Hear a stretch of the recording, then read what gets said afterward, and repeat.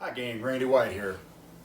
My son came up to me this morning and asked me for tomato soup, and I thought what a better way to use up some of my pantry ingredients than to make a really simple 5 to 6 ingredient tomato soup. So what I'm going to do, I've got onions that are already kind of in process right here, kind of softening up, very low temp, really light saute. After this is about 7 minutes in, the onions will start to get kind of translucent. As they start to soften up, I'll put in about 4 big cloves of garlic, minced finely. I'm going to let that go until it softens up, but I don't want any of this to brown. We're just going to go kind of a light heat. Once that gets to a point where I feel like it's ready for me to add the other ingredients, I'm going to put a little bit of flour, about 2.5 tablespoons, over the top. I might add in just a little bit more butter just to kind of make what's basically going to be a roux base. To that, I'm going to add a little bit of tomato paste. Let that cook just maybe a minute and a half tops. And then to that, I'm going to add canned tomatoes and about 3 cups of homemade chicken stock that I've made previously in order to make it kind of easy for us. I used some vegetable trim that I had, and along with about 3 rotisserie chickens, and I made a whole bunch of chicken stock that I could just freeze and use as needed. I've got 3 cups that I've already defrosted, so that's going in here in a little bit. So once all of this is done, I'll kind of finish it off with a little bit of cream, and then to kind of finish off the whole batch, I'm going to use some basil. I'm going to chiffonade some fresh basil, and I'll put it over the top of each of the bowls. It'll be really delicious. So stay tuned, and I'll show you our progress. Thanks. All right, guys. So onions and garlic is smelling pretty delicious right now. It'll be cooking a couple of minutes, just to kind of get soft. I don't want it to get, it got a little bit dark because I put just a little bit of an all-purpose seasoning in there. It had, some different stuff in it, but it's doing really, really well. I'm in no rush. I want it softly, just kind of sauteing right now. To this, I'm gonna add a nice dollop of tomato paste, and I'm going to kind of, in fact, I may add just a little bit more, and I'm gonna cook that just a little bit, because it's really, really, really tart, like it is. It's really strong. But I'm gonna kind of just lightly cook the kind of the potency out of that just a little bit, and it's gonna give the mix a really nice flavor. Once I get done there, sorry, I'm kind of doing this through the camera lens here. Once I do that, about minute, maybe 2 minutes, I'm gonna add flour, about 2.5 tablespoons, and I'm gonna basically build a little bit of a roux, and then from there I'll put in my tomatoes and I'll put in my stock, and I'll bring it to a boil really, really quick, and then I'll just kind of let it I'll reduce the heat and let it simmer a little bit. So it's looking great here. So we're at a point now where I cooked my tomato paste out just a little bit. My onions and garlic were done. I had added just a little bit of flour, made a light roux. To that, I added the tomatoes. I would like them to cook down. I want the roux to kind of start to fortify the juice just a little bit before I add my chicken stock. So I've made this. This is roasted chicken stock that I made with 3 rotisserie chickens and some onions, carrots, and celery and bay leaf. I make this by the gallon, and I'll freeze it, and this was one of them that I had left over. I've used this stuff for a million things. So I'm going to add it in here. That was about 3 cups. That's a 24-ounce container, by the way. So this is going to help stretch this out just a little bit, give it a little extra great flavor, because my chicken stock has really fantastic flavor. By the way, my camera lady is back. She had to take a call.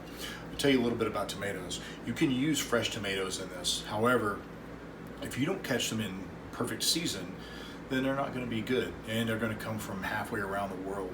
So unless you can catch really fantastic tomatoes from a small farm, maybe local to you, use good canned tomatoes.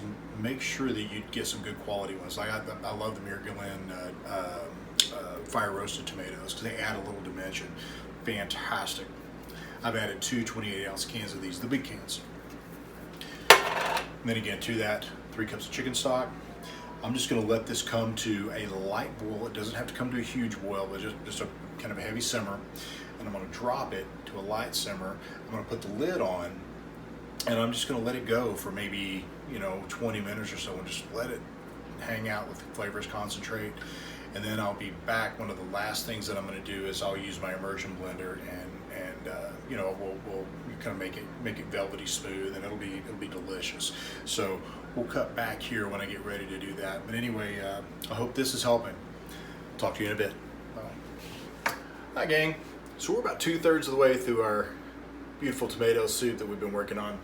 At this point, you have a decision. I have a basic tomato soup right now. If I was to blend it right this second, it would be basic, no variation. A good variation is if you want it creamy. You add a little bit of cream. If you're going to, you need to cook it down about 5 to 10 minutes at least to kind of help it thicken just a little bit. So my family loves it, so that's what we're gonna do. So I'm gonna add to this probably about, there's probably a cup left in here.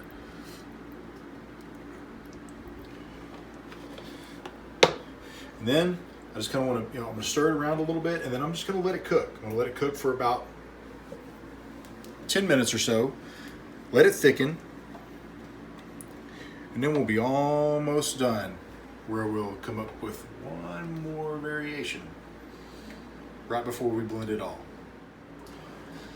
All right, so our soup is almost done. I opted to go with a creamy route, so we have a creamy tomato soup. Last variation, if you want to add a fresh herb, make sure you always do it at the end, especially if it's something bright like a basil. We're going with basil today. I'm going to make a creamy tomato basil soup. I'm going to blend this, so this literally doesn't have to have anything except for just kind of a rough chop. And throw it in.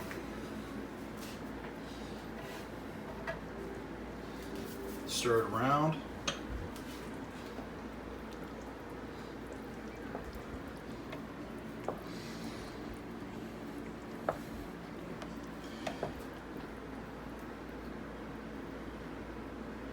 Now, we're ready to finish it. A couple ways you can do this. If you have a food processor, you can do it in batches in a food processor. If you want it lightly chunky, you can do about half of it in a food processor and add it back in. This gives you, part of it is a puree that's going to thicken your soup. And then you can add it to your, what you already have in here. We like it kind of velvety smooth. So I'm gonna do the whole batch. You can do it in a blender if you needed to, or if you have one of these, this is an immersion blender. If you ever get one and use it once or twice, you'll never go without it again, because I use it for all kinds of things. Since I have a stainless unlined pot, I can use this in here and scratch it up all day long, and it doesn't matter. It doesn't hurt anything. So what I do is I'm just going to, right inside the pot,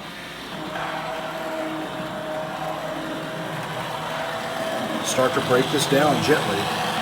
Over the course of about 3 or 4 minutes, it's going to turn into absolute velvet. It's going to be gorgeous. I'll stir it around a little bit and continue on. When I'm done, I'll spare you the details on that one, because that one's loud and it's going to take a little bit to do. We'll cut back to the finished product. But over the course of a few minutes, it'll start turning into a smooth soup. And then after that, if you want it lightly chunky, you can just do it a little bit. My kids like it almost like Campbell soup. So basically, we're gonna I'm gonna puree the whole thing velvety smooth. And so I'm gonna take care of this. I'll come back. We'll cut to the finished product. We'll see how it turned out. Thanks.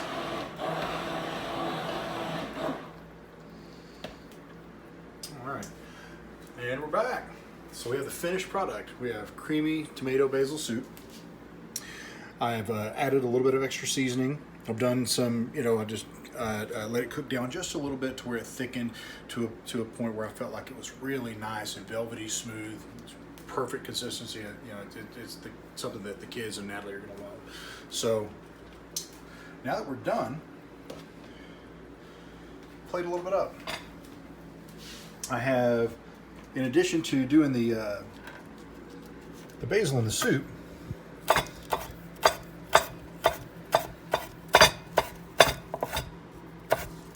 I'm going to make a little bit of a chiffonade basil to go along.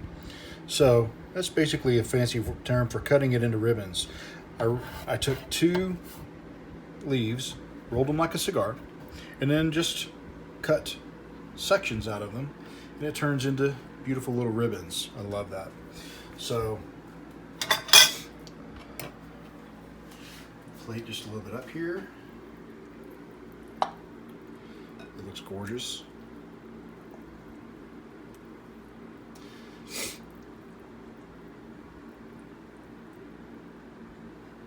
More. Share this. Yeah. So bring that, put it back in.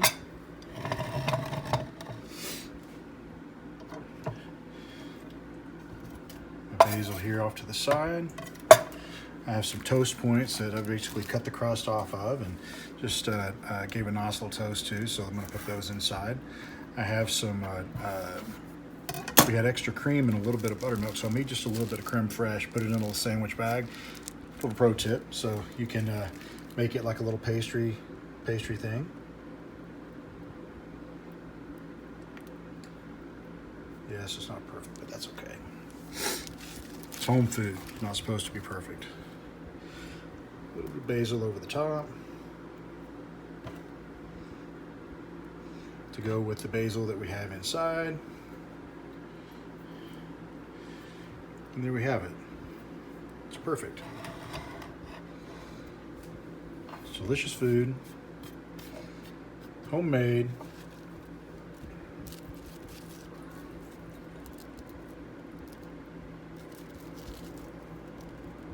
Velvety goodness.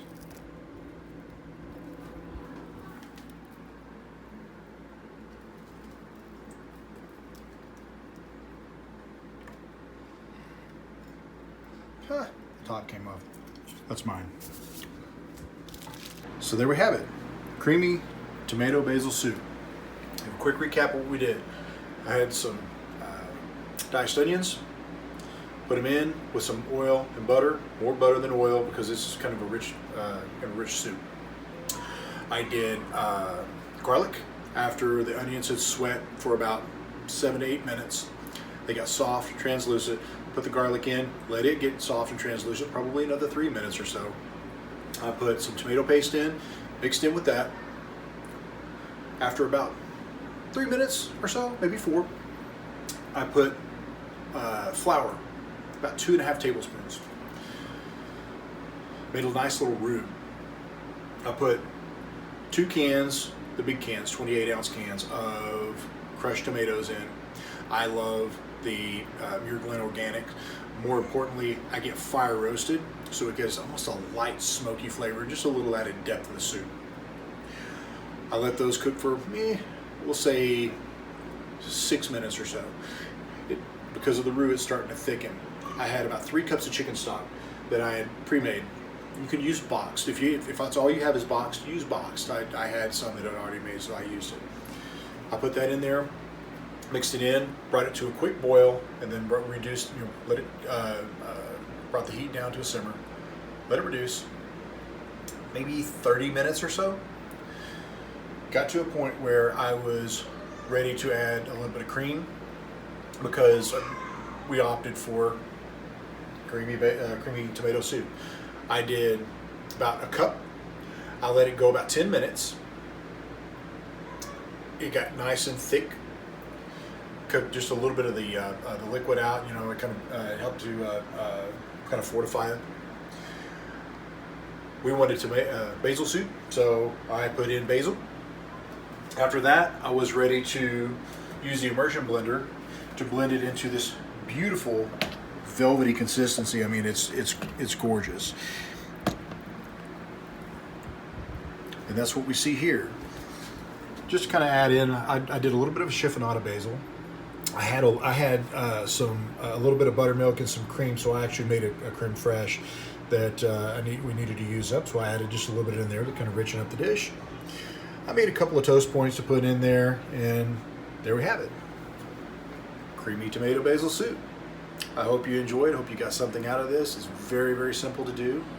It takes very few ingredients. All it takes is a little bit of time. Very little actual work. You do some things, leave it for a little while. Do some things, leave it for a little while. So it works fantastic when you're at home doing other things. You can just let the soup cook. I enjoyed cooking for you today. Thanks for watching. Come back soon.